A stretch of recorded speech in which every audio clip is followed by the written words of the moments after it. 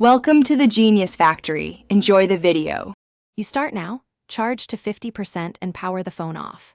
Hold the correct volume and power buttons together to enter recovery. This varies by model, so learn the combo. You do this because recovery bypasses the Android system and lets you run factory actions safely. Once the device shows the MI logo or a recovery menu, make sure you can navigate with buttons. Touchscreen may not work. Press the navigation buttons deliberately. This avoids accidental selections and ensures you reach the reset option. You now choose Wipe Data/Factory, Reset and Recovery, and Confirm with the power button. Do this because it erases user partitions, data, cache, and app settings. Once selected, expect one or more confirmations, read them, and accept only the factory reset choices. If the phone is linked to a My account or Google FRP, you may still need credentials afterward.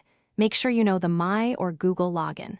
If you don't, note that bypass methods are limited and depend on model and firmware.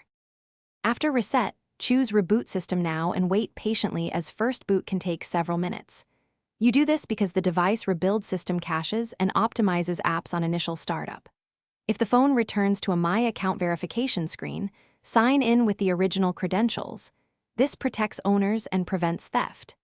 If the recovery process fails or the phone is stuck, try Fast Boot mode or use My Flash with official firmware, and if that still fails, contact Xiaomi support for account unlock guidance.